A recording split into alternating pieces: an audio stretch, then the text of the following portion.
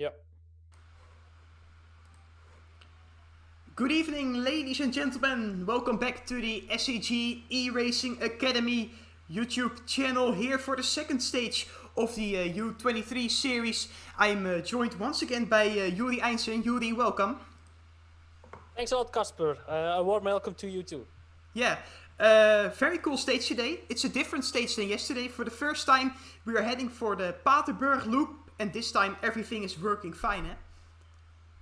Yeah, I think so because the last time was a little bit more difficult, but I think everything works well, and yeah, I'm really excited to see what this stage will bring us. So, for the ones who haven't been looking yesterday, Jordi Meus took the leader's jersey, the pink leader's jersey. He's wearing it today. You can see him in the front there in the middle of the peloton, I think. And yeah, that's him. And he's also on the Zoom call for a little quick interview there. Jordi, are you there? Yes, I'm here. Hello, Jordi. So, how did you sleep last night? I slept very good actually. Normally it's hard after an intense effort late in the evening, but I slept pretty good actually. Ah, that's nice. And how are your chances for today, actually? It's more hilly, of course. Is it also suitable for you, or is it harder? Yeah, it's hilly. There are a lot of altitude meters, but it's pretty short and steep. So normally that has to fit me, and I'm looking forward to it. Ah, okay, that's nice. Yeah. Have you ever ridden the? Have you ever? I guess you have all ridden the real Paterberg climb once, Jordi. But is it comparable, the real one with this virtual Paterberg? Yes, more or less. It's for sure both are really steep, the real one and the virtual one. So it's just a matter of putting the watts away and try to not lose speed or not too much lose speed. So both are very hard. So it's a bit comparable. And what are the team tactics today? Yesterday, you guys were up front, especially in the final few kilometers with a lot of guys. But what are the team tactics for today? A bit the same.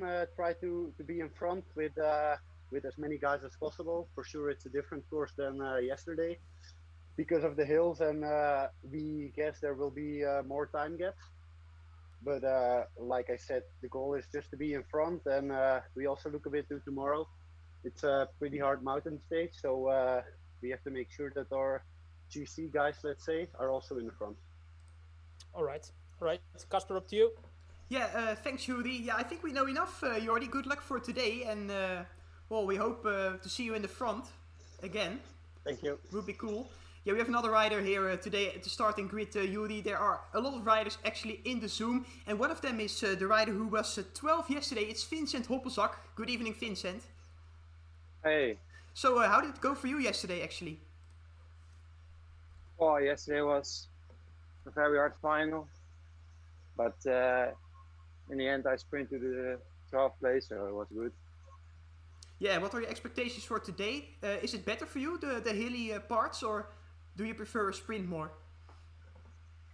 I have no idea. I think it's going to be very hard on the climbs, and I've been in this parcours of I don't know how you say it. I ran in this race once before, and then it was so hard to keep in the peloton, so it's going to be an hard one. Which are the favorites for you for today, Vincent? Yeah, of course, Jordi. He won yesterday. He's really strong, and he's from Belgium, so he should know this race. It's a home race for him, right? Yeah, true. And any of the other riders from the other teams, do you know who could do well here? Oh, yeah, I think every rider who starts here can win. There are a lot of good riders, so I have no idea actually. I think Vincent has done a lot of media training, Yuri. He's saying the perfect answer for the team, I think. So everyone is happy about him at the moment. So Vincent, you're racing on Zwift as well. What is the big difference Yeah. between this game and Zwift?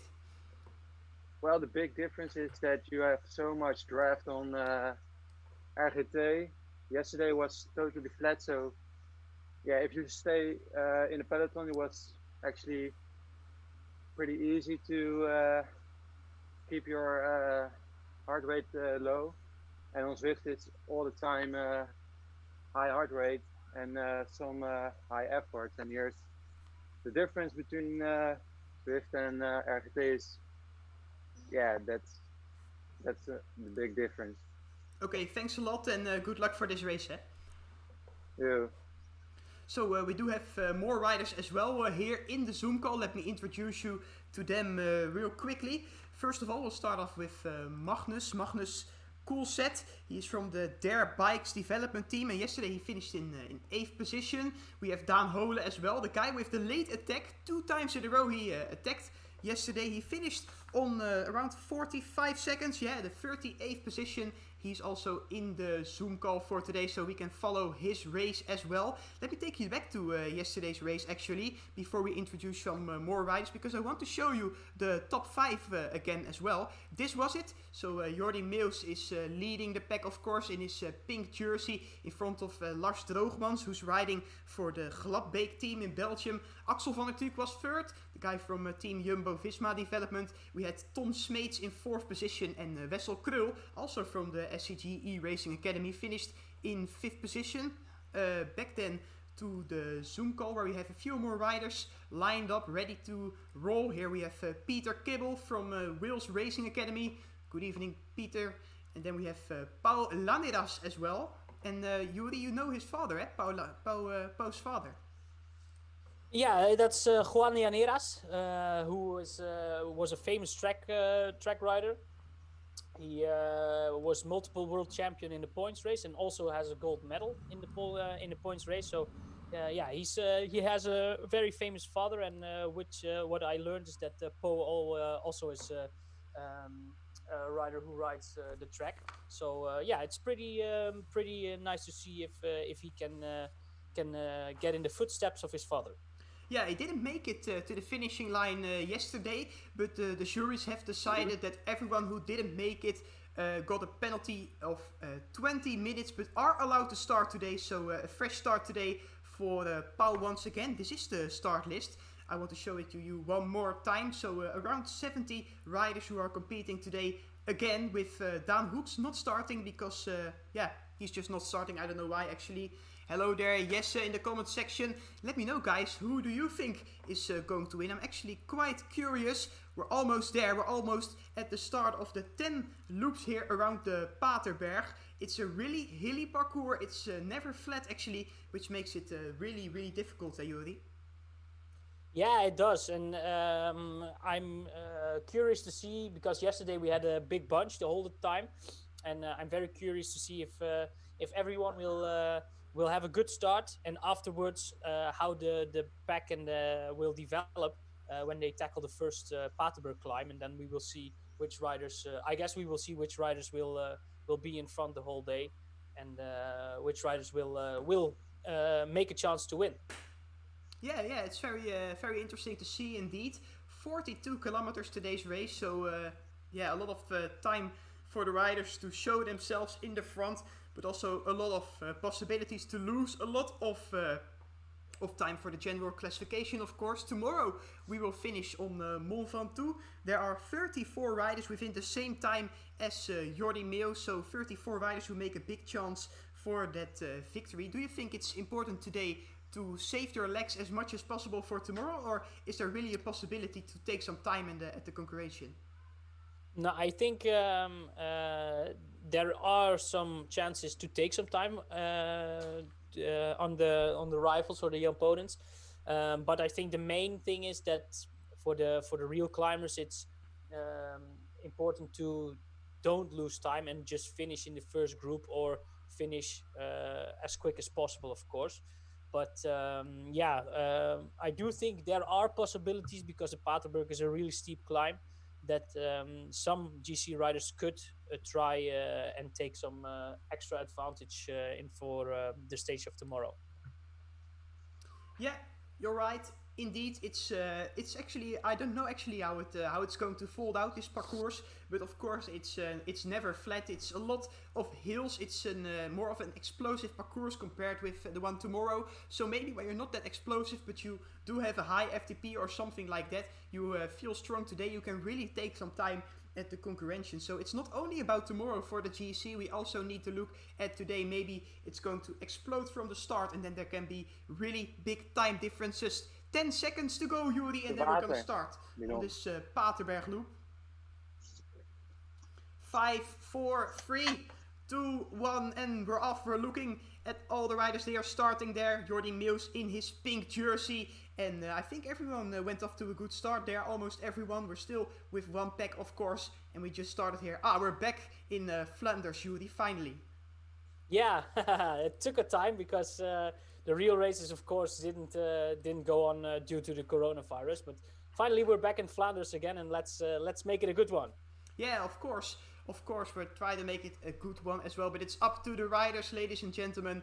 10 rounds to go, 10 laps, I must say.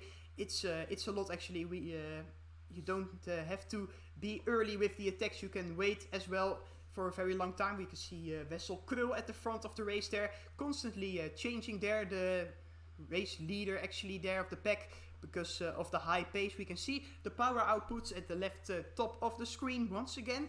We saw, you can also see how much watts they are saving. That's a very cool feature, I think. So all the information. Some riders did miss their start, I think. Like Wilhelm Buchmuller and Ruben Thompson are still standing still at the start line. Paul Janera is also in trouble, I think. And also number 144, Andrew Bidwell, one of the talented New Zealand GC guys, also distance. And also Dan Hole isn't in the pack at the moment. So it's a little bit difficult for those guys. Hopefully they can get back in the pack soon. Okay, yeah, thanks for saying that. Andrew Bidwell, who is not in the peloton as Yuri said, finished 11th yesterday, so he knows how to ride on RGT, but he also knows how to miss a start. We know it from now on. We see Morten there, Morten Hulgaard from the Uno X Norwegian development team at the front of the pack, but as I already said, it's constantly chasing. You never know who is there up front there. We're trying to reach to the first climb as quickly as possible as Milan Paulus now takes the lead for the SEG eRacing Academy. Do you think it's a big advantage when you have 12 riders of your team in the race, Yuri? Well, I have to see how this develops because in a virtual racing, I don't know how many advantages you can take when you're riding in a team because, of course, everybody is individually at home. So I don't know if it's really possible to gain any advantage from your team in this sort of races. But perhaps at the end of this stage, I have to make another conclusion and have to say that there is you can gain some advantage of riding in your team. But we have to see how that will develop today. Yeah, I'm curious to see. We saw Tom Smeets at the front of the pack, but now he's behind. So the lead is constantly chasing. We see Paul Wright there from the Holdsworth Zeppi racing team. He's trying to go onto the attack there together with his teammate actually. That's Tom Cousins, who finished on 7 minutes yesterday. But now he is up front there together with Paul Wright. So let's see if this attack can go all the way. It's of course really early on, but it's nice to see that the riders are willing to pace themselves already before the big finale is going to start, isn't it, Yuri?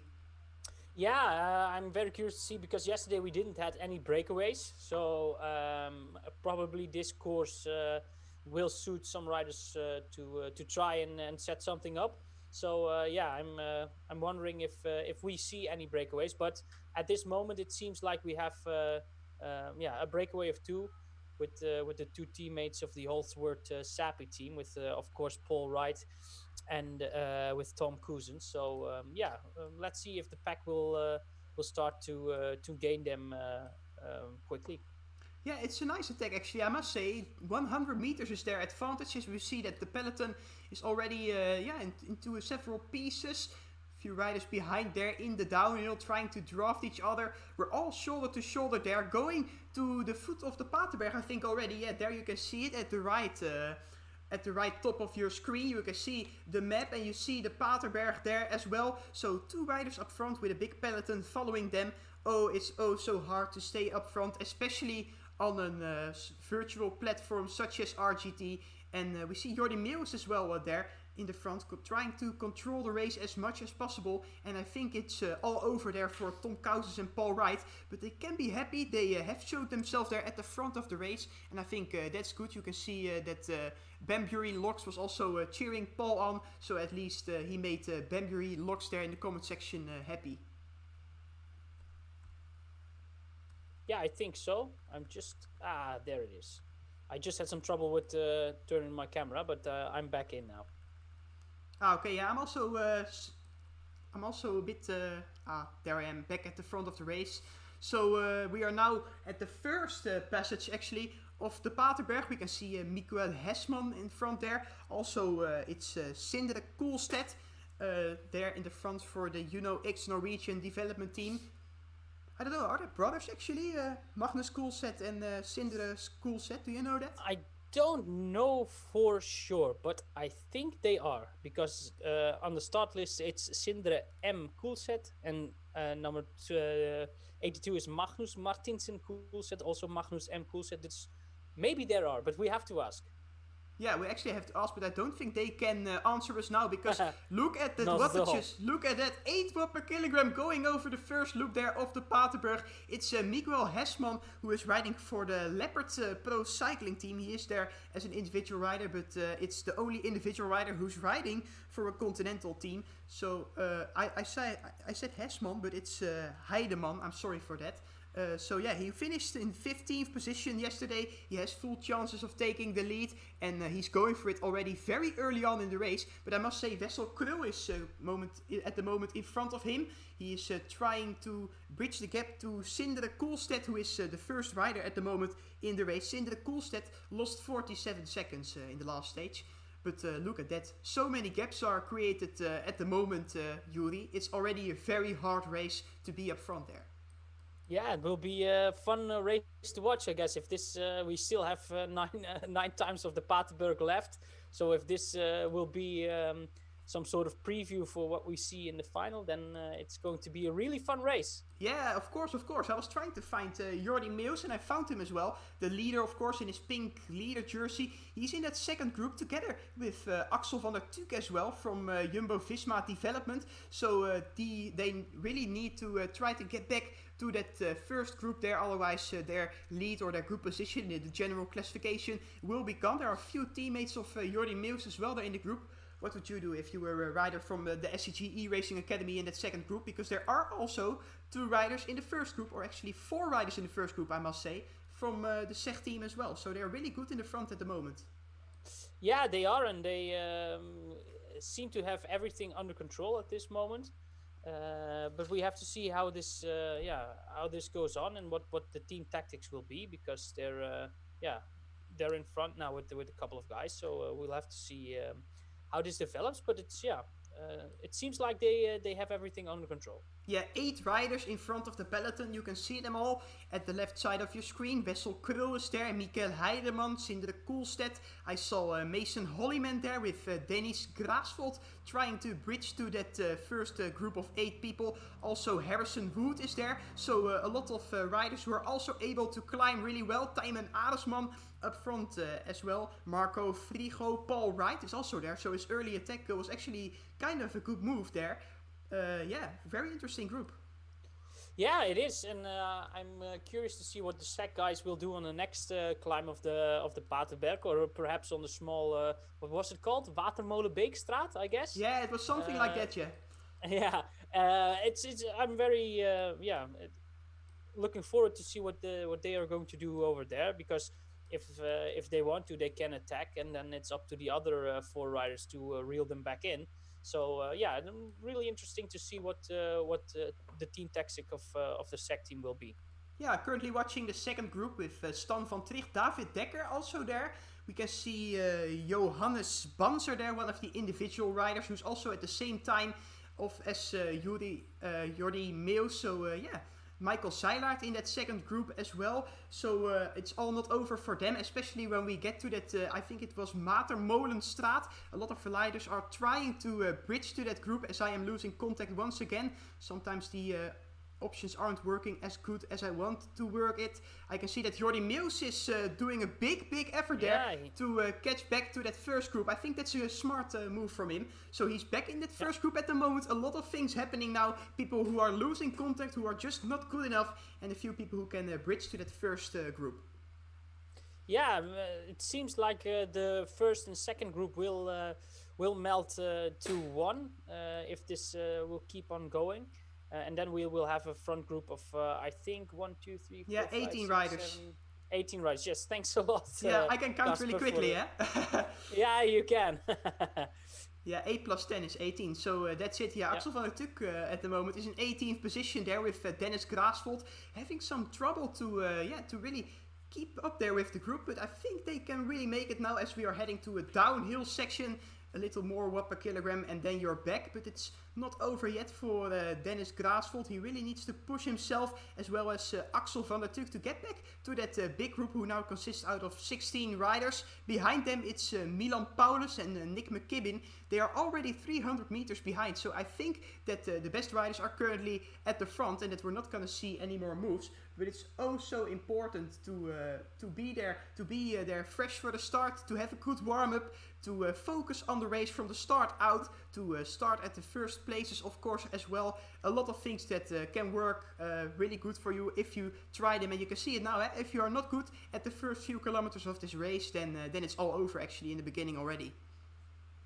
Yeah, and now I'm very curious what will happen next, because if this is the way to win this race, just to make sure you're in front, then I'm very curious to see what this will bring for tomorrow. But if some riders are capable of returning to this front group, that would be more fun, because in real-time races it's always possible to return if you're strong enough. So I'm very curious to see if this, the same counts in this virtual race of the Paterberg. Yeah, as we see Michael Zeilert now coming to the front, needs to hold himself back a little bit as the options are still not working. There we go, Jordi Meus at the front at the moment in this pink leaders jersey. Look at that on the Paterberg, the Belgian guy up front there. It must be really cool for him, eh? Look at that, he is there with his leaders jersey and the Paterberg loop, already reeling in a rider. I think that's my rider. Yeah, no, I think it's mine. Let's wave. Yeah, that's me. That was really cool. Okay, so Jordi Meus at the front there with another rider from the SEG eRacing Academy. Yeah, I don't want to say that name too much, but they are really dominating this race at the moment, Jordi, because they are with around, I think it's 6 to 8 riders at front there. It's unbelievable how strong they are. Yeah, at this moment they are fully in control of this race, and maybe it's time to cheer them up a little bit to try to attack and see how this will work out. So let's try with Harrison, Wessel, and Thymen. If you have something in the legs left, just try to attack and let's see what happens. It would be fun to do something like that. Yeah, I don't know if they can hear us actually, but maybe they can communicate with each other. I don't know how that's actually working for them. But if they play it smart with such a lot of riders, they can really manage to make it. So let's try and see what happens. Now Sindre Koolstedt is attacking there with Harrison Wood in his wheel. And then of course other teams need to bridge that gap, and so you can actually get a lot of fatigue into the other riders. I think SEG, that's a good tactic for them to do. Jordi Meus is having some trouble there to stay up with the first group. We have 11 riders now at the front, Jordi. So already a few riders being dropped, and I think Axel van der Tuk is also being dropped. Yeah, and I see Michael Zeilert is left behind. Also is Miguel Heidemann, the German guy. So let's see if this will be a survival of the fittest, this race, or if those 11 riders just keep together and then do a sprint after still 8 times of the Paterberg left. But yeah, let's see how this unfolds, and I'm really curious to see which rider has the first breath to attack in the upcoming kilometers. Yeah, I'm looking at the few groups there who are behind quickly, and it's unbelievable. The field is all spread out. I'm watching Milan Paulus at the moment, who is still riding for 20th position, which is not bad at all, but he's in a group and he is oh so far out from the first rider there. Stan van Tricht currently leading the field 500 meters before this riders here. we are back at the first group with Mason Hollyman there up front, another rider from SEG eRacing Academy taking the lead there. I've tried to get the full list of riders as soon as possible, but first we're gonna wait a little more before we know who are there. Yeah, we have to see, because it's not very difficult, because we have all the bib numbers in front of the name. So it shouldn't take too much time to get every rider who's in front of the race in to get their names. Of course, I don't know how far you are at this moment, Casper, but I think you have a lot of them right now, or do you need some more time? No, I'm not writing them down actually, because we can see it at the screen at the moment. But I'm just thinking like, so it's Mason Hollyman, it's Magnus Koolset as well, the rider who we are following at the moment. At the right bottom of your screen, Jordi Meus is there. There are 6 riders from the SEG eRacing Academy: Harrison Wood, Marco Frigo. We have got Paul Wright there as well. So I think I mentioned them almost all at the moment. So Wessel Krul is there again. It's Morten Hulgaard from the UNOX team is there as well. I don't know if I forgot something. Miguel Heidemann, of course, from the Leopard cycling team. I think that's almost everything, but we're going to wait a few more laps and then we are sure that this is the front group. But that's my say about the front group. I think that's all the riders. Yeah, I think so. I think the same. And now, I think it will stay with these riders, and then we'll have to see how this will unfold. And until now, no attacks really, but perhaps on the next climb of the Paterberg, some riders will get dropped, and then the group will be smaller again. Casper, maybe you can tell something more about the platform. What are the big difference with the other platforms, like for example Swift or Ruvi? They're trying to make it as realistic as possible. So the big difference between Swift and Rauvi is actually that in the turns you need to slow down, and it gives you the possibility to save your legs. And I think that makes it more interesting for a more sprinter kind of rider as well. In Zwift, you almost see every time that the time trialer wins, especially in Rauvi, where we saw like the Tour of Switzerland was all won by Rowan Dennis and Stefan Kühn. But now you saw that David Dekker, for example, was winning the Borrego Springs Classics, and there are more riders who have a really good sprint. So yeah, I think that's the difference. But I'm actually listening to the Zoom at the moment, and I think that we have our guest for today. Almost ready, Kees? Yes, almost ready. Setting up the laptop so I can see the race on the proper screen. Okay, nice. Well, there are 11 people at the front at the moment, Kees. It's already a really hard race. Okay, that's nice. Good for the spectators. Yeah, of course. Let's go. There Maybe he is. Not so good for some of the riders. So, how are you, Kees, at the moment? Yeah, I'm okay. Doing fine. Of course, I want to race, but there is no race. But training is going well, and I hope that in August we can go on the road again as a peloton. Yeah. Yeah, what do you think about this? Sorry, Casper, it's your turn. Yeah, because I wanted to say that you were doing a really good job in this year, because you already won a stage in the Volta Algarve, etc., etc. So what do you think? What were you capable of in the kind of classic races such as the Paterberg Loop this year, if there was no Corona? Yeah, I don't know. I think e-racing is a little bit different. It's a little bit less about tactics and also handling the bike, more about pedaling, and then of course it will be nice to do it, but on the road I think it's more like then I have more the benefit of the cobbles. For me that's a benefit, I think, since I'm a bit more heavy, but it's nice. Yeah, I understand that. So what's your plan now for training wise? Are you just doing little rides or big rides? How is it exactly? No, I'm still training really serious actually, and of course also little rides in between. But yeah, I'm working now in blocks of 4 weeks, 2 weeks more basic, and then 1 week with some race simulation also, and then 1 week really easy. And then I keep making these blogs like that until we can race again on the road. Are you also riding the Kees Ball Classic a lot or not? Not so much, but I'm doing it sometimes. Yeah. Hey, and Kees, what are your own experiences with eRacing? Do you do a lot of e-races? I did one race from In het Wiel. The Yeah. AD. That's the only e-race I did actually. And now when I logged onto my training program, I saw that my trainer thought it would be a good idea to do one on Monday. So that will be my second one. All right. Hey, and Kees, what's pretty lost for the word right now, but it's for me it's pretty. Say it in Dutch, otherwise. Ja, opvallend. I think it's pretty opvallend. Yeah, remarkable. Yeah, thanks. That everything around Team Sunweb is still so quiet. Can you tell me more about that?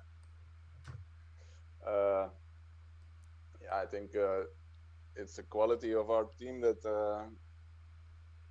we are so organized, and of course you cannot prepare for a thing like this, but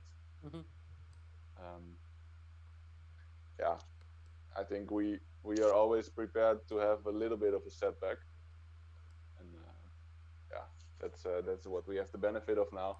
But it's hard for me to say really what is the difference between all the other teams.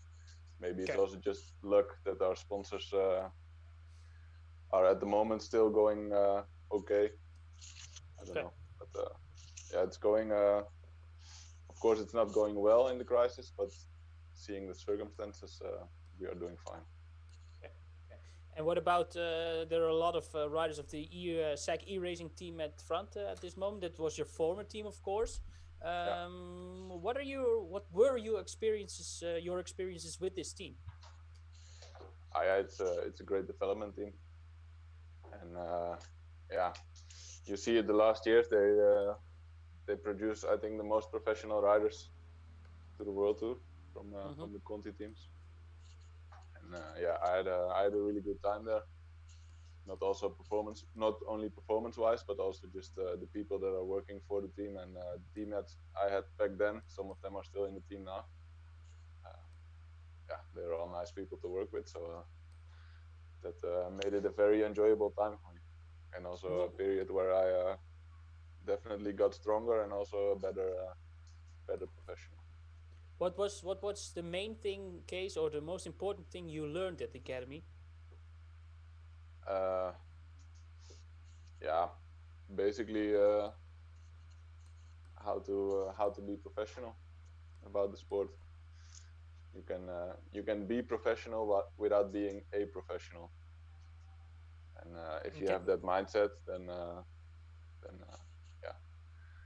then you can become a professional as well pretty quickly, and that's why so many guys are doing it every year. Okay, right. Thanks a lot for joining. Do you want to ask one more question? No. I was just wondering if you had any questions. Oh, no, not because David is saying we need to go back to the race. So I want to thank Kees for joining, and have a nice evening again. And maybe see you soon. Bye-bye. Yes, thanks. And good luck to all the riders. Yeah, thanks a lot. So you heard it, riders. Good luck from Kees Bol there. We're still with that group, I think, Juri. I haven't been looking at the race a lot of times. We saw an attack from Sindre Koolstedt from the UNOX Norwegian development team. We're watching the other Koolstedt at the moment. At the right bottom of the screen. He's also in that first group, I think, but I'm not quite sure. Yeah, he is in the group. He's in 9th position at the moment. So still that same group there who is riding here around the Paterberg loop. They are now in the downhill and they're almost at the climb back again. 26.8 kilometers remaining. So it's still a lot of time to gain a lot of time as well on your rivals. Yeah, I don't think there are a lot of riders except Ruben Thompson, who wasn't here, but there are a lot of climbers here in this front group, which is also nice for tomorrow. Like Harrison Woods over here. I think Marco Frigo can do well tomorrow. Tijmen Arendsman, of course, is here. And also Mason Hollywood will, I think, will do a good job tomorrow. So it's pretty nice to see such different riders in this front group. Also some classic guys, but also a fast guy with Jordi Mears who can also do well in the classics, of course. But it's really nice to see that it's not the typical classic guys who are in front here in this race. Yeah, as you say, a lot of different kind of riders in the race. Also, the leader in the race, Jordi Meus, there up front, he is trying to protect his leader's jersey. If it comes down to a sprint, then we're going to add up the position the rider has from the first race and the second race, and then the total of that, we take the total of that, and then the rider with the less amount of points has the leader's jersey. Do you understand me, Jordi? Because it sounded a little bit different, but I wanted to say that if Jordi Meus can try to stay up there in the same time as the one who's going to win the race, there's a big chance that he is keeping his leader's jersey. Yeah, I think it will be so, but also Wessel Krul finished pretty short yesterday, so I think Jordi has to get rid of his teammate Wessel Krul to keep in the pink leader's jersey. But if he stays in this group, I think Jordi can do a good sprint. So we have to see how this will develop. But currently, Jordi is doing a great move up this Paterberg climb and is attacking his fellow escapees. Yeah, a little intimidation there maybe from Jordi Meus. You're not going to say to me that he's trying to attack solo there with 25 kilometers to go, but he's actually showing his good legs at the moment to that group. The guys from the SEG eRacing Academy don't have to react to this attack, so that's good as well. We see the two Norwegian riders up front there with Mason Hollyman as well from the Holdsworth Zeppi racing team. They need to bridge up to Jordi Meus, who's now being ruled in with, by Sindre Koolstedt. So it's constantly changing the leading positions, but no one managed to get a really big gap as a solo rider. No, not at all. And we also lost one rider in the front group. Mikael Heidemann is dropped and is now still on the Paterberg climb. And there is a second group behind him with Dennis Grasvold, David Dekker, Michael Zeilert, Nick McKibben, and also Axel van der Tuuk. There's a group of 7 riders who are trying to bridge the gap to Mikael Heidemann. But then there's still another big gap with the front group. So maybe those other 7 and with Heidemann 8 guys can work together well, and maybe they are capable of returning to the front of the race. Yeah, you're saying that correctly. Actually, I'm trying to watch the 11 riders at the moment. You can all see them. Jordi Meus now at the back of the group. We can see Harrison Wood there as well. Paul Wright, who was really busy yesterday as well with a few attacks from the Zeppi Holdsworth team, as I already told you. So 11 riders who are really strong. Are these the 11 strongest riders maybe of the RGT platform? I don't know, because this is of course a different race. I think, for example, Daan Hole had some trouble because he would normally have been here in the front, but he's way back, and I think we will see him in the front on the climb tomorrow, because he's of course very good time trialist, and on the mountain stage tomorrow I think he can put out some pretty impressive numbers and do well, especially in the first part of that race. So I think there are a few riders who are dropped who could have been here. For me, it's also a big surprise that Julius Johansson is not up here, because I think he also can do very well here. And there are some other riders who, which I expected to be here, but they aren't. So I don't dare to say if these 11 guys are the best 11 guys in this race. Yeah, that's a good conclusion, I think, there, Yuri. Of course, you need to have good legs, and it's not always the case. Some days you're better than the other, of course, as we see an attack from Sindre Koolstedt. I missed that, actually, but he has got 70 meters of an advantage on the peloton. Stan van Tricht is trying to bridge back his to him. And I think the SEG eRacing Academy really needs to work together now to make sure that he's being called back. I can see Jesper Rasch, who's being lapped, is trying to hold up with the peloton. Is it actually working? I don't know. But he's riding at the front of the peloton at the moment, and he's actually being lapped. That's very interesting to see, Yeah, it was. I saw him do the same thing yesterday, but I don't know if what he does works. But he is dropped and being lapped by his teammates, and now he's working hard to try to help him. But I don't know if it works because he's dropped already again. Jesper, the juries is watching you as well, so make sure you don't do that a lot. No, I'm just kidding. But you can see it's exactly working. I don't know if it is due to the work of Jesper Rasch, but Sindre Koolstedt is being reeled in there. We have 10 riders now at front. Is it true or not? Yeah, I don't know. Wessel Krul is dropped also. Wessel Krul is being dropped as well. Wessel Krul finished in 5th position, so yeah, you can't say that he is a threat to the leader's jersey of Jordi Meeuws, but somehow he is. If Wessel Krul indeed wins this race or something like that, then Jordi can't go too far back, because otherwise he will lose his pink jersey. But I think Wessel Krul is going to be back there. Yeah, he is. He's getting back in the last wheel of Sindre Koolstedt. And he's back in the front group again. That's nice for him, of course. Yeah, and we are going into a descent now, so he has maybe some time to recover from his effort to return to this group. And then we'll see what will happen on the next ascent of the Paterberg. Or Paterberg. Yeah, we in the Netherlands and Belgium say Paterberg, of course, but maybe there are some people, some foreign people watching also, so let's try and make it Paterberg so they understand which climb it is.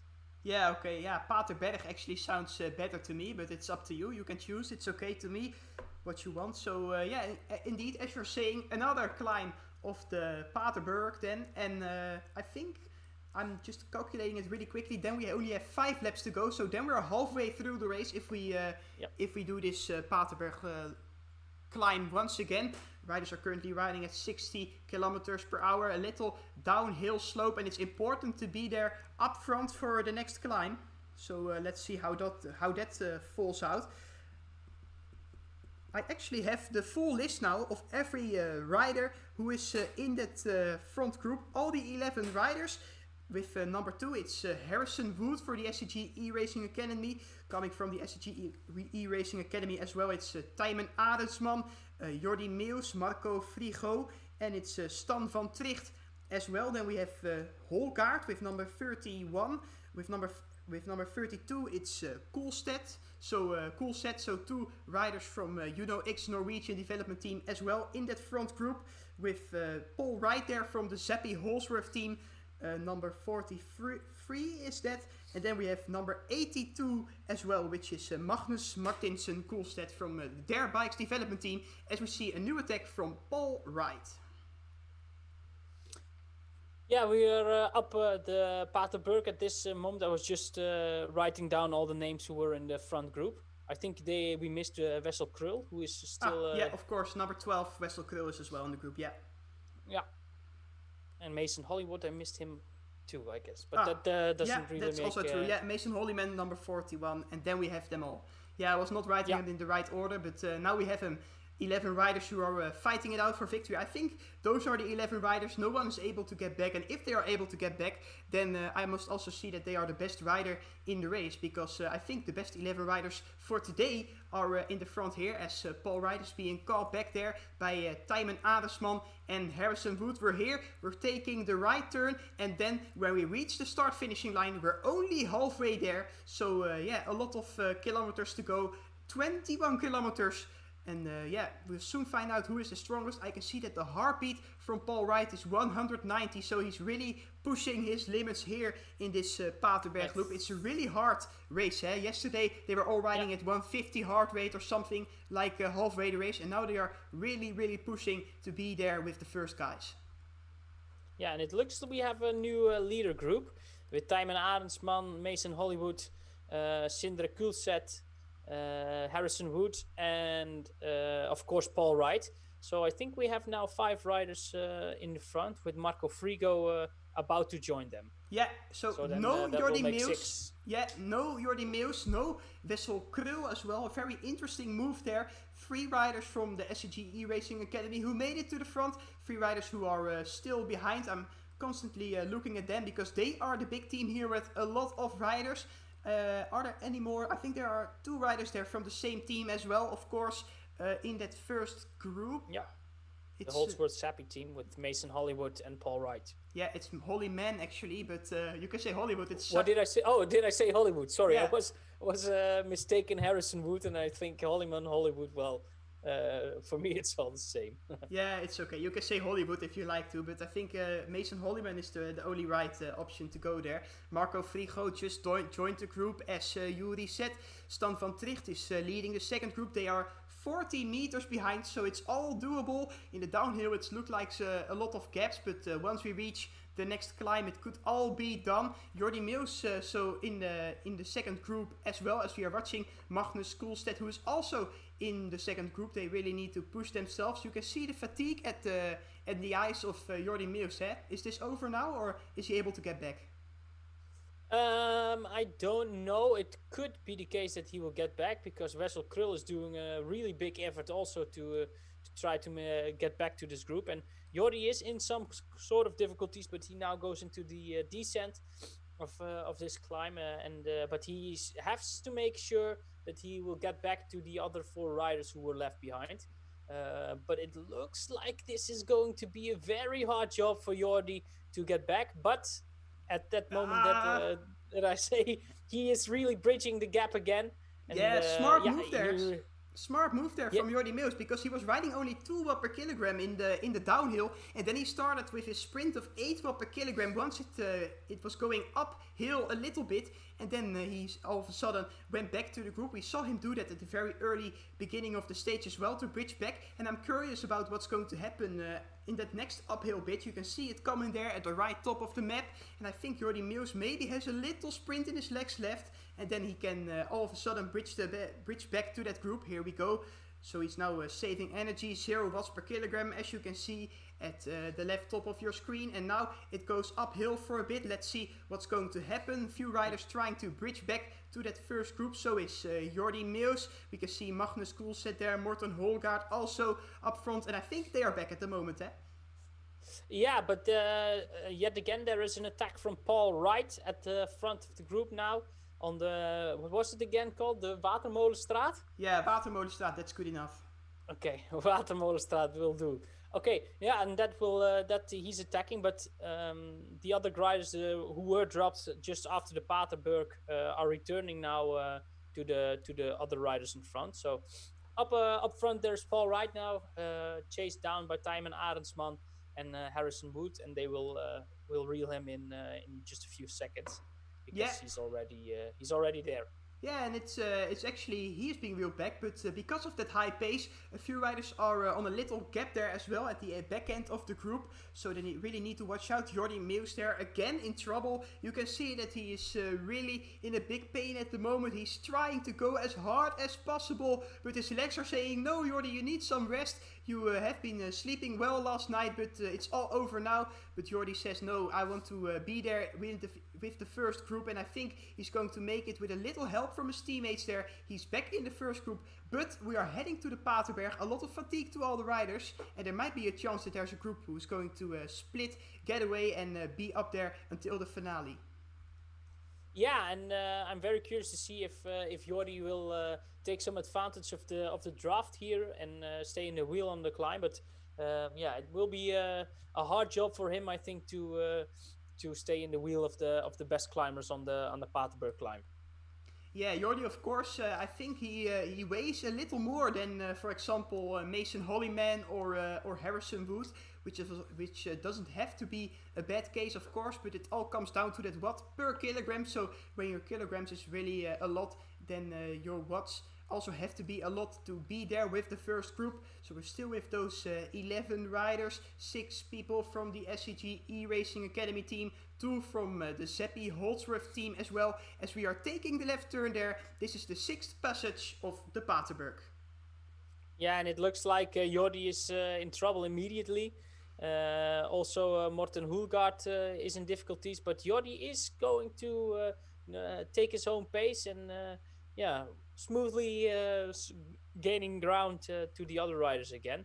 And up front, we see that Harrison Wood is quick in the pace with Paul right in his wheel and Sindre Koolstad following.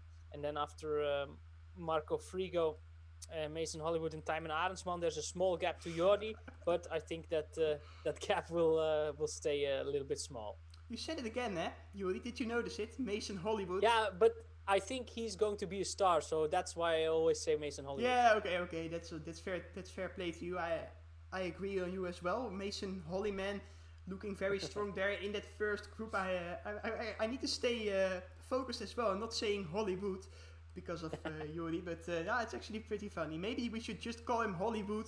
If everyone does it, then it will be normal within a few days. Yeah, you can see, it's just his nickname from now on. Yeah, it's Hollywood. Like, it reminds you of Hollywood. He will be a star. That's okay. We can see that Morten Hulgaard, Wessel Krul there, only riding 2 watt per kilogram. He is completely done there. Hope he has some little money in his back pocket to pay the parking meter. I don't know how you say that exactly in English, but he really has to. Jordi Meeuws is in 9th position at the moment. He lost contact with the group. So did Stan van Tricht and our other rider who we are following at the moment at the right bottom of the screen. It's Magnus Koolstad, I must say. So those 3 are really having troubles there, and there are only 6 riders at the front at the moment. Yeah. And let's see who they are. It's Paul Wright, Tijmen Arendsman, Harrison Wood, Marco Frigo, Sindre Koolstad, and Mason Hollyman or Hollywood, or however you want to call him. Yeah, it's the same 6 riders that we saw making a gap in the last climb of the Paterberg. So I think these 6 riders are the strongest from this front group. And I think the winner of today's stage will be one of these 6 riders.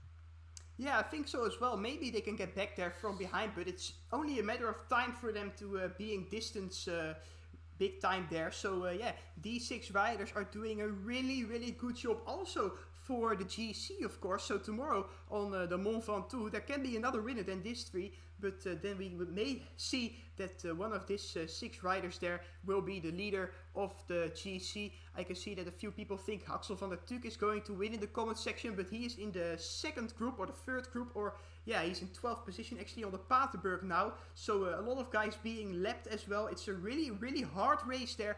You can see big wattages everywhere. It's unbelievable. Wessel Krul there completely, as you said, completely cooked. Yeah, it's unbelievable. Only riding 1 watt per kilogram. I think a girl of 4 years old can also stick behind him there. But he's done a good job, of course. He was very competitive there at the front of the race. But now it's all over for him as Mason Hollyman is going there at the little uphill part of the parkour. He's trying to hurt the other riders, but they are still with the 6. Yeah, and let's see how this will develop. If we have seen some riders quicken the pace on the Paterberg, and then the gaps did occur. But I'm very curious to see if we do see an attack in the next few laps. Probably not on the Paterberg, but maybe there's another point like the Watermolenstraat. That's also a climb which isn't really hard, but after such an attractive race, it could be a moment where some of the riders will say, okay, this point in the race, no one expects an attack, so let's attack here. So I'm very curious to see if anything like that will happen. Yeah, you're completely right. Of course, I think you're right there because if you're a strong rider and you manage to get a little gap on the peloton, the only thing you have to do is ride at 6 watt per kilogram. The other guys will start looking at each other, and then there can be a big split. So I'm actually curious about everyone in the comment section as well. Who do you still think? There? I am still here. Yeah, of course. Who do you think is going to win? I can see that Mason Hollyman is a favorite to the rage against this. Thank you for commenting on the live stream. Yuri, can you hear me? Yeah, sure. I think I was offline because very stupid. My Siri of my MacBook popped up, and then everything was quiet all of a sudden. But I'm back. So I did miss the question. So if you can, rephrase that one, then I will answer it as quickly as possible. Nah, I was just saying something about the race, and I want you to look at the guy who is in 7th position at the moment. It's unbelievable. He's getting back for the 5th time or something this race. Jordi Meeuws is pacing himself over the Watermolenstraat. It's a really big effort for him. 600 watts is unbelievable, but he is back there. So we have a group of 7 now with the leader there in the pink jersey as well. Wow, what an effort, eh? Yeah, in the Netherlands, we say a cat has 9 lives, but I think Jordi, his next nickname, like Mason will be Hollywood, then Jordi will be Jordi the Cat Meeuws, because he's returning to the front once again, and I'm curious to see how many lives he has left, and if he's still capable of wearing the pink leaders jersey again tomorrow. Yeah, what a comeback from Jordi Meeuws. If he wins this race, then I'm really going to applaud for him. It would be really cool. We can see the downhill now. Jordi has some time to relax a bit right at the slow watt per kilogram. It's important maybe to keep the legs going, otherwise they will be dumb on the Paterberg loop. You need to stay warm, you need to be up there, you need to be focused on the screen. There can be an attack everywhere, anywhere soon. So yeah, of course, when you're riding in the real world, it's very easy to see, to hear everything when an attack is going. But now you need to look at your screen and you need to be aware all the times, so you don't miss out on important attacks, as we are once again going back to the Paterberg. And I think we only have 3 passages of the Paterberg to go, and this is one of them, eh? Yeah, it looks like so, because the whole race was 43 kilometers, and we had 10 times the Paterberg. So it's pretty logical that in every 4 kilometers we got the Paterberg, and now it's 13 kilometers left. So I think after this climb we still have two times of the Paterberg left, maybe 3. So yeah, I think 3 actually. See. I think we have three more climbs of the Paterberg after this. So I think Jordi is counting himself home already. He will retain in the leader's jersey if he makes it in the same time as the race winner, because we're going to add up the 2 positions. So for example, if you were first the last race and now you're going to be third, then you got 4 points. If you were fifth the last race and now you're going to be second, then you have 7 points, and the rider with the least amount of points gets the leader's jersey. That's how it works when every rider finishes in the same time. No bonification seconds as well. Jordi is in a big pain at the moment, together with Paul right there, little behind the group, but I think he is able to catch it back after the climb, because he has 9 lives. Yeah, probably. So he's still got 4 left. So hopefully he will get back as quick as possible. So he will. Oh, but now he's in difficulties again, Jordi. Yeah, Paul you can watch him at the right bottom of the screen, and it's amazing. I think people can watch Jordi Meeuws riding really hard for hours and hours and hours. It's amazing to see. He is really pushing himself there. He really wants to keep that leader's jersey. It's actually giving him wings, but he needs to go back to the chase once again. Wow, what an unbelievable effort there from Jordi Meeuws. But is it enough? I don't think so, because he's already 60 meters behind, as Sindre Koolstedt once again is pulling at the front of the peloton, and I'm once again losing contact. There we go. Stan van Tricht and Magnus Koolstedt are riding in the top 10 as well, but we are focusing on Jordi Meeuws and the rest of the riders. Here we are. Attack at the front, attack from Sindre Koolstedt. I'm waving at Jordi at the moment. Yeah, there I go. He just passed my my virtual rider at this point. But yeah, let's see if he could get back. And at this point, we see an attack of 2 riders of Sindre Koolstedt and Harrison Wood, who are up front, and Paul Wright is trying to bridge the gap. And also Marco Freeg and Mason Hollyman. Yeah, I did it a good one this time. And also Tijmen Arendsman is trying to get back to the front. And just let's see how many energy Jordi has left in the tank, but I think it's over for him now, because the gap is growing really fast at this moment. Yeah, there's a big fight going on in the comment section. Which name is more nice, if it is Hollyman or Hollywood? But I think we will keep it at 50-50 as well, as Yuri is saying Hollywood constantly, and I'm just saying Hollyman. He is in 5th position at the moment, Mason Hollyman. He is still in that group there for the Zeppi racing team, as well as Paul Wright. They are with the 2 together, which is not a lot. compared to the SEG racing team. They have 3 guys in the front group, but actually maybe they can play it out smart as well here. Yeah, it could be the case, but I'm very curious to see Sindre Koolset is doing a lot of work also, but he is all by his own. Now has to he now really has to close a small gap. If not, he will get dropped, I guess. But No, he won't get dropped. It's 10 meters, and then after the downhill, when you push yourself, let's see. There he goes. He's back in the group. Again. So that's how it works actually. Jordi Meeuws, I'm watching him at the moment. He's still riding at 5 watt per kilogram, so it's not that he's not doing anything. He's trying to fight himself in a good position as much as possible. Don't forget, the time differences are so big. You can easily get yourself a top 10 finish in the GC, also after Mont Ventoux, even though you are not a really good climber.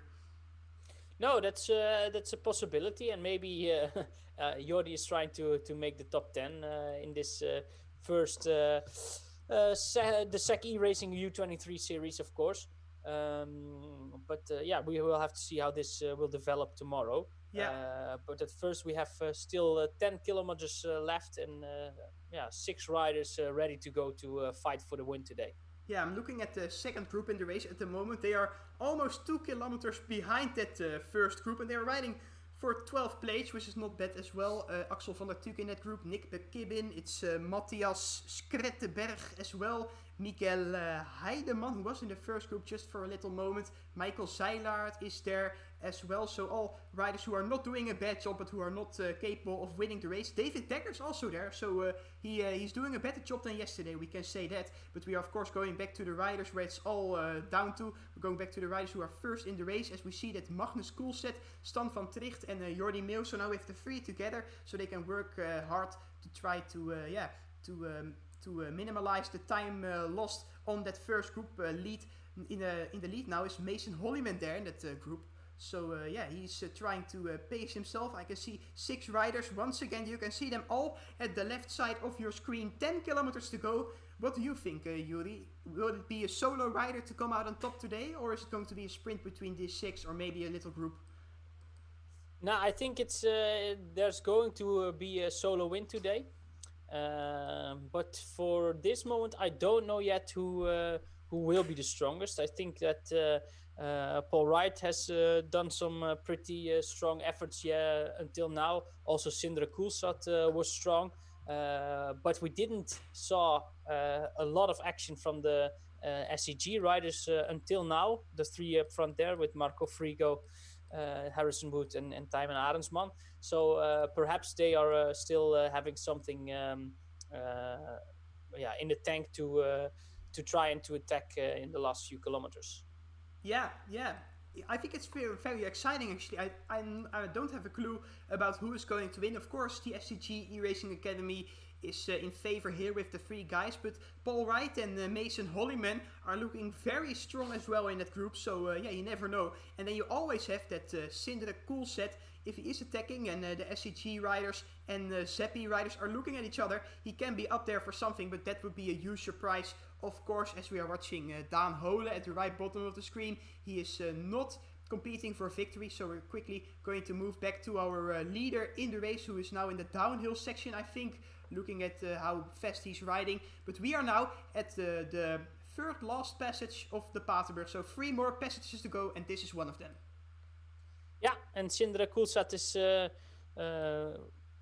opening the throttle now, and Paul Wright is countering him, but it looks like that those 2 riders are fancying an attack on the Paterberg every round, because they are on front at the top nearly every lap.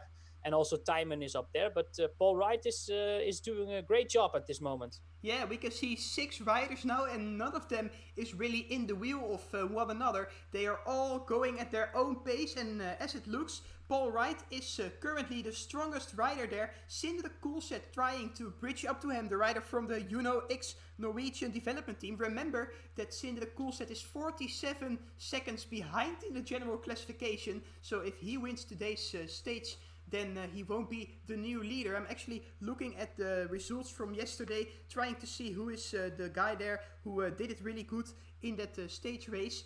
And then that will be the new leader actually, because Jordi Meeuws is not going to get back. I think he is he's 200 meters behind, I must say.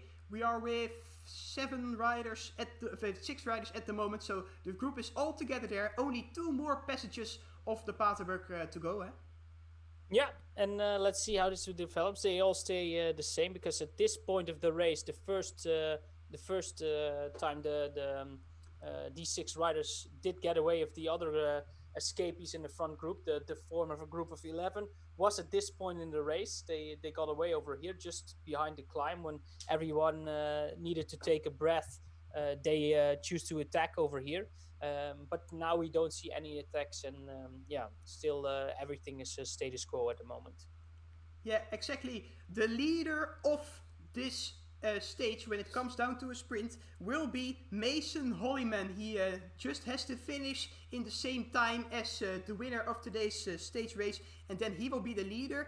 Or if Marco Frigo wins the stage and Mason Holliman becomes somewhere around 4th or 5th position, then it will be very exciting. So Mason Holliman needs to finish on the podium in the same time as the leader. That's the conclusion. And otherwise he needs to look at Marco Frigo, because Mason Holliman was 13th yesterday. Marco Frigo was 16th. That is it. So those are the 2 guys we need to watch for the leader. For the leader's jersey, for the pink leader's jersey, who's currently at Jordi Meeuws, but he is 500 meters behind at the moment, riding 3 watt per kilogram, so I think he's done. Yeah, I think it's so. And then, just like I told you, Mason Hollywood would be a star, and so if he does well today and take the leader's jersey, he will be up there at the top of the GC after today. Yeah, so 5 riders in the same time at the moment. If they manage to finish solo, they will be new leaders, and otherwise we will have Coolset. Coolset is the only rider who finished on 47 seconds yesterday, so he's not in the same time. If he wins solo, then someone else will get that leader's jersey, which will probably be Mason Holliman if it is going to be a group finish afterwards. I think we know enough information at the moment. It's only 7.2 kilometers to go. It's we're going to the bell, Yuri? Yeah, we are going to the bell, but I hope that my ting-a-ling-a-ling doesn't take as long as it does as it did yesterday. We're going to do it for every group. We're going to do it for every group. So no, we don't. We aren't going to do that for every group. Okay. Then I will keep ting-a-ling-a-linging. Yeah, that's right. But actually, everyone was really enjoying it yesterday. Your ting-a-ling-a-ling sound. Everyone was positive reactions from that. 6 riders in the front of the race. If I can count 7 riders, but I think that someone who has been dropped is now in that group. I don't know who it is, but we'll just try to ignore that and focuses on the 6 riders who are doing a great job here today at the SEG eRacing series, the stage race, stage 2. Yesterday we saw a win for Jordi Meeuws. He's 9th at the moment. He's not gonna hold on to his leader's jersey. It will be one of these 6 guys. And we're going to find out as soon as possible who it is going to be. We've had 57 minutes of racing at the moment, 35 kilometers. So they are riding around 38 kilometers an hour, which is actually a lot with with a lot of climbing involved in the race as well. As we see an attack by Harrison Wood, I think, Yeah, and the 7th rider who is going to be dropped now was the Belgian Joris Haaks, an individual rider. That was the 7th guy, but the 6 up front are now gaining ground, and he's left behind. So we have 6 leaders in front of the race now. Yeah, 6 riders in front of the race. Joris Haaks, who was 10th yesterday, is not competing for victory. Harrison Wood is taking a little advantage on that first group, but Paul Wright is getting back to him, and he's trying to take the lead there from him, and he's going to attack himself. Look at that, 8.5 watt per kilogram. Oh, this is a really hard race with a lot of wattages. Look at that, really talented riders there, riding Seppi Racing team there with Paul Wright and Harrison Wood. They are now with the 2 together, so that can be a really interesting thing. Yes, and just like I said, the Waterbeekstraat, or whatever the climb is called, who's not a Paterberg climb. Watermolenstraat, Watermolenstraat, thanks a lot. what I thought that would be the case, that someone would attack there, just occurred, of course, with Paul Wright yet again starting an attack with Harrison Wood. But the other riders will come back. But if we have a prize for the most competitive rider today, I think Paul Wright will be one of those who's fancying his chance to be that rider. What do you think about that? Yeah, I agree with you actually. So yesterday we had Nick McKibben, I think, for the most competitive rider. It's not an official thing, ladies and gentlemen, but we're just saying things we like here, so that's why. But I totally agree with you. Paul Wright yesterday, he was also very attractive at the front of the race. He's really willing to race today, and I think that's also a good point. So Paul Wright, thank you for making this race really more interesting. As Mason Hollywood goes off there at the front, it was just, I thought it was an attack, but it was just a move to get to the front there before we reach the last, under the how do you say that, the penultimate climb of the Paterberg. Oh, we have one left after this one. Yeah. So that's the penultimate is toch. Yeah, of course. Yeah, okay. So we have two climbs left, indeed. Yeah.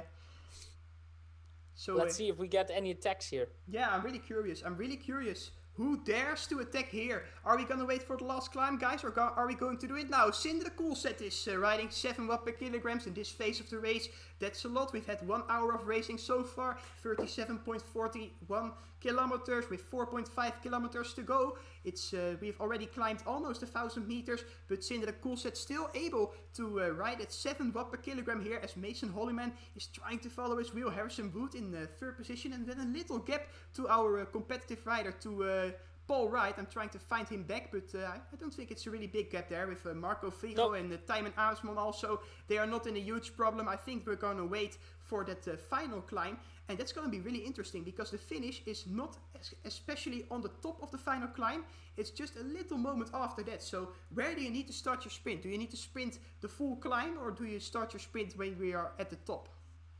I think if a rider is capable of doing a very high pace to the top of the Paterberg, like for example now, and then you still have a kick left in the legs, that's the point. And just after the top of the Paterberg, if you can sprint from there, it's just like we see the finish line is over here. So let's try. Ting-a-ling-a-ling-a-ling-a-ling-a-ling-a-ling-a-ling-a-ling. We just entered the last round. If you can start the sprint at the top of the Paterberg, then it would be enough to get the win. But if still 4 riders are capable of sprinting at that point, then we will get a very interesting sprint. Yeah, the most ideal thing I think is when you are with someone else in front of you, and then you can sprint away from him at the top of the climb. So following a rider, being in second position, and then when we are at the top, sprinting away from him, that would be the ideal way to victory. But you never know how things will develop, because we are now looking at an attack from Mason Hollyman. He only has 10 meters at the front of the peloton. It's not really an attack, actually. He's just creating a little gap there himself, as Harrison Wood is catching him back. That's the only country actually who has 2 riders in the front of the group. That's Great Britain, eh? Yeah, we have a very international front group. Yeah, good to see. I think only 1 rider from the Netherlands and no Belgians. That's set for them, because it's their race there at the Paterberg Loop. Tomorrow we'll be in France for the Mont Ventoux, but there are not a lot of French riders, so I think that's going to be a problem as well for our French viewers, as a lot of people are watching the stream. Thank you for tuning in. Your final thoughts on today's winner, I want to hear them from you as quickly as possible, because we are almost there, as we are reeling in some riders. I can see Veti Vainio as well. That's our youngest rider, Yuri. I've been searching for that all afternoon. But Veti Vainio is only 18 years old and will turn 19 at the 6th of November. So that's the youngest rider here at the U23 eRacing series, currently riding in 26th position. But he is lapped, so we're not going to focus on him. Yeah, he's from Suomi, isn't he? From what? Yeah, Suomi. You have every country in the world, just like everybody knows the Netherlands, who is the Netherlands, and we call it Nederland in Dutch. So every country, you can, in their own foreign language, the country is actually quite the same. But Suomi is Finland in Finnish. Ah, okay. So, and that's the only language in Europe. But yeah, completely can't understand. Yeah, okay. No, nice fact Very from difficult Juri language. here in the big finale of the race as we are going towards that Watermolenstraat for the last time. I think the riders are happy that they will pass there for the last time because it's been a really, really hard race there. More than 1 hour in the saddle. It's not that much as on the road, but you need to, don't have to, how do you say that exactly? I don't know, but it's actually a lot on the home trainer. 1 hour is a lot of riding. That's what I wanted to say. Mason Holliman up front there. Sindre Koolset also in that group with Tijmen Aresman, with Marco Frigo, with Paul Wright there. So I think I mentioned them all back again. 6 riders up front. They're going to sprint up that Watermolenstraat. They want to be done with it as quickly as possible. It's Harrison Wood who's riding 10 watt per kilogram at the moment. He's distancing the rest of the riders. This is social distancing at its best, ladies and gentlemen. Harrison Wood is riding in front there of that little group. Paul Wright has to react, but he's done that a lot of times already during the race. So is he capable of doing it? That is the question. I think so actually. 7.2 watt per kilogram, 7.9 watt per kilogram. If you keep the distance not too far, then you're able to get back into the descent. But now there's a little moment of hesitation there in that chasing group. Harrison Wood has 20 meters, only 1.8 kilometers to go. Is this the winning move? It could be because Harrison, of course, is a very experienced rider in these virtual races. So it could very well be the case that this is the decisive move from the young British climber. And in fact, it's a very good move if you watch the race of tomorrow, because he will do well on the Mont Ventoux too. So yeah, a really good move for the win today, but also for the GC. I think this could be a decisive move. 85 meters. We are of course in a little downhill section, so it's not as much as 80 meters on a climb, but he's doing a great job there in the second group. I need to have a little look at that. I actually can take them there both. It's Paul Wright, of course, riding. So Tijmen Aresman and Marco Frigo don't have to do anything at the moment. They are from the same team. So we're all watching at Paul Wright and Mason Holliman to bridge that gap. I think Sindre Koolset says, oh, you're from... you are with the two together. I'm not gonna ride as well. Podium is okay for me. So only 2 riders there from Seppi Holsworth who have to chase Harrison Wood back as he has 55 meters now on that group. I think it's not gonna last this attack, but it was of course worth trying as we thought it could have been a decisive move. But we still have the Paterberg to go, ladies and gentlemen. 700 meters. The last climb of the Paterberg is coming up. 5.9 watt per kilogram. Harrison Wood sprinting for it back again, but he's taking a little advantage only at the Paterberg there. 34 meters, 500 meters to go. This is really, really exciting as Paul Wright is there back again in the group, and I'm losing contact with the group. Here we go. Paul Wright is attacking, trying to bridge the gap to Harrison Wood. Is he capable of doing it? There we go. 9.7 watt per kilogram for Paul Wright. Impressive move by Paul Wright. Yeah, unbelievable. Look at that, how he is distancing Harrison Wood there. 11.5 watt per kilogram. This has to be the winning move by Paul Wright if he is able to keep the pace up this high. 300 meters to go. Paul Wright from the Holdsworth Seppi racing team from New Zealand Very as well. impressive. So racing in the morning, he is riding at 9.6 watt per kilogram still, as there are only 200 meters to go. We've climbed 1,000 meters, we've been racing for an hour, but Paul Wright is still doing this. 8.5 watt per kilogram, no one able to get back at the moment. Harrison Wood still in second position. Sindre Koolset riding for the podium, and maybe the leader's jersey as well, but then they need to bridge back to Paul Wright, who was 23rd at the last stage, so he will take the leader's jersey as well if he manages to keep the gap. 7 watt per kilogram. We're taking the turn here, and Paul Wright is going to win the race. We can say that now. 30 meters is his advantage to Harrison Wood. There we go. The rider from Holdsworth Seppi racing team is riding in the morning, Wow. and he is winning the loop on the Paterberg. Astonishing move by the New Zealand fella, and Sindre Koolset is getting in second for Harrison Wood, Tijmen Aresman and Marco Frigo. Yeah, exactly. So that's our top 5, and that means that Mason Holliman isn't Mason Hollywood today, and he takes the sixth place. Yeah, exactly. You're saying that in the right order, Juri. So that was it. We're currently watching the group there to finish off the top 10. The group with Jordi Meeuws in it as well. But I need to take a little breath. This was a really, really cool race, wasn't it? Yeah, it was, and a really impressive move by Paul Wright in that last part of the Paterberg line, because he was pushing all day, and yeah, we talked about him of being the most competitive rider, but this move at the top of the Paterberg, well, it was really impressive, and yeah. Yeah, the conclusion can be today that he was in fact the strongest guy today up the Paterberg, and really deserved this victory. Yeah, currently watching the battle for it's the 7th place. They're saying the 5th place, but a few riders locked off already. We're watching the guy who's going to lose his leader's jersey to Paul Wright. It's Jordi Meeuws. I think Paul Wright did have a gap. It was more than 1 second, of course. So Paul Wright will be the new leader as well. And who are there? Mason Holliman wasn't there, so Marco Frigo would be second then, I think, in the classification. Adesman third. Wood will be the next...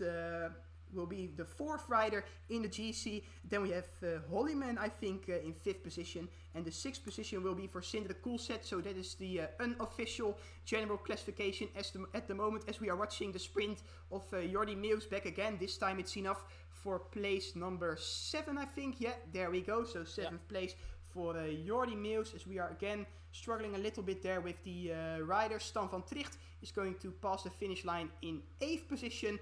Then we have Magnus Koolset, actually, who is also having his zoom cam on. Here we go. He is going for the 9th place. Yeah, it is. Then we have Morten Holgaard. What crazy time differences we have here. Morten Holgaard from the UNOX Norwegian development team is making it into the top 10. And look who's going to be 11th. That's David Dekker, I think. Firstly going to watch Morten Holgaard there passing the line in 10th position. And then we're going to watch David Dekker, who is actually, he recovered quite well from yesterday. Because yesterday it was nothing, eh? No, yesterday what I learned, he had some stomach problems, and he dropped pretty quickly and never came back in the action. What was a pity for him, because a small month ago he did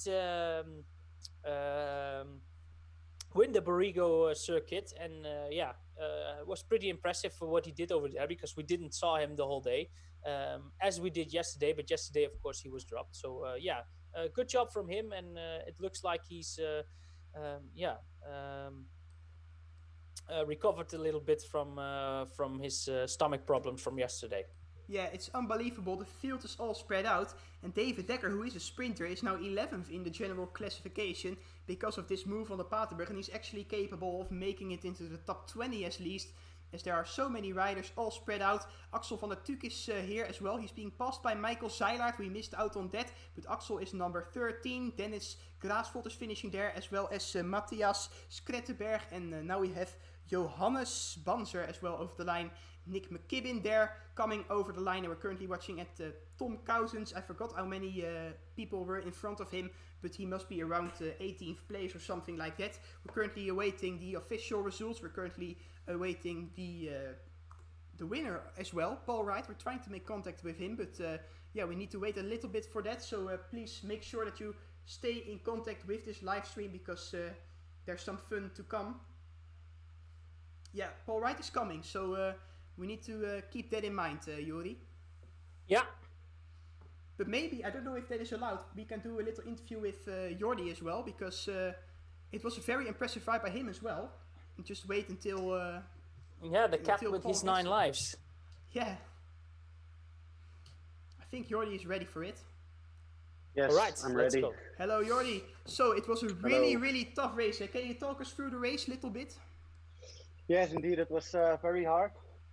As you can see, we started on top of the Paterberg. So the first lap was quite easy, let's say, more or less. Of course, it's never easy, but it was the easiest of all laps. And then, from the first time Paterberg, the field was totally split up because it was so hard. And I was dropped a few times, and then I tried to jump to the first group again. Yeah. But I could do it a few times, I think 2 times, but you can keep on doing that. The guys in front were just stronger than me today. And like I said, I could feel the legs, the energy was going more out. So I'm pretty happy with the outcome actually. And also I think the team did a very good job for the GC with the eye on tomorrow already. Yeah, thanks a lot. We're quickly going to the winner of the stage today, the new leader. He is there in the Zoom call. I don't know if he's ready to speak to us, but Paul Wright, congratulations. Nah, cheers. What Well, that race is pretty hard. Yeah, it's early in the morning, eh, New Zealand. Are you in New Zealand at the moment? Yeah, the race starts at 6 a.m. New Zealand time, so you got to get up pretty early. Feel kind of dusty, but nah, it's all good. Good fun. Yeah, the wattages at the end were very, very impressive. It was constantly at 10 watt per kilogram. How did you do that, man, after such a hard race? Well, in the test race, Harrison did the same thing, attacked on the second last climb. And I was like, oh, I think he's done it again. I think he's won again. So I just sat in and then knew I had good legs up last climb. So I just tried to give it everything. Yeah, of course. Tomorrow it's the race on Mont Ventoux again. You do have the leaders jersey now, the pink leaders jersey. How big is your chance to keep it? Oh, we'll see. But I know my teammate Mason's pretty good climber. So I don't know. I'll try my hardest, but if I can't do it, maybe Mason can as well. So it's all good. We'll try.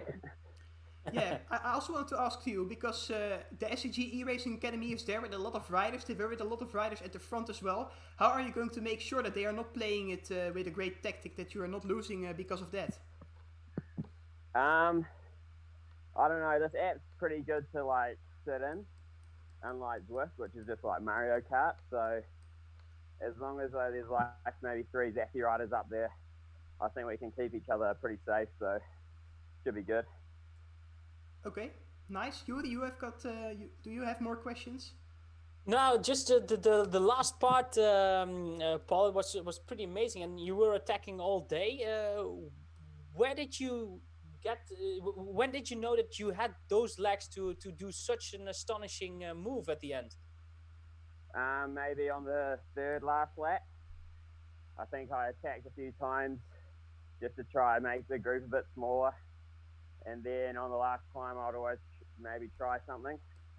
And I knew, worst comes to worst, I could get pretty far up it before the legs broke.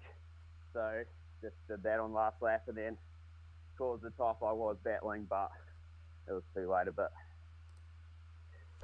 Yeah, and if a guy in Europe had won, we could ask, how do you going to celebrate? Can you get maybe a small beer or champagne or something? But how do you do that, guys, up there so early in the morning? Yeah, beer will be a bit rough at 7 in the morning, but nah, maybe this afternoon. There's quite a few beers, but we'll see. Okay, good luck tomorrow, Paul. Nah, cheers, thank you. Cheers, guys. Yo, good luck. I am trying to set up the top 5 table as well as the GC leader. We have it all set for you guys, so we can show you. Let's go back quickly to Jordi, who is still in the Zoom. Yeah, no, not on the interview, Jordi, but just I can put it off. Let's see. Sorry, guys, just a little bit rushing to make it. Whew. I'm also sweating, but that was about all of the action. I haven't spun one leg, of course, but wow, it was a pretty attractive and nice race to watch. What about you, Casper? Yeah, I'm not sweating actually, but it's been a hot day, so I completely understand you. This is our provisional top 5 there with Paul Wright. So Paul Wright, who won the stage. Sindre Mortensen-Koolstedt was second there. Harrison Wood third. Tijmen Adelsman was in 4th position. Marco Frigo finished in 5th position. We don't know the exact time differences yet, but you need to watch the socials of the SEG eRacing Academy as well as the firstcycling.com, where the full results will always be published. We do know who the leader is after this stage. We just spoke to him. It's of course Paul Wright from the Holdsworth Zeppi eRacing team. And what do you think about his chances for tomorrow, Yuri? Well, it's quite difficult to say because I don't know him quite well as a rider, but yeah, he may surprise me. I know that Mason Hollyman is a pretty good climber, like Paul told us. So I think the Holsworth Sappy team will play the cards from of Mason Hollyman, and that will be the man to beat for yeah, the other guys who are still on the top of the professional general classification. Yeah, I'm really curious about tomorrow as well. Ladies and gentlemen, I hope to see you back then on the Mont Ventoux as everything will be decided. We will have another stage winner and we will have the final winner of the general classification. We will have the winner of that, that pink jersey. Yuri, thank you for joining. Thank you to everyone at the SEG eRacing and for this, and then we see you back again tomorrow, 7:45 or something, and at 8 o'clock the race will start, and then yeah, somewhere like an hour later we know who the winner is of this first under 23 series stage race. So thanks for watching and see you tomorrow. Bye bye.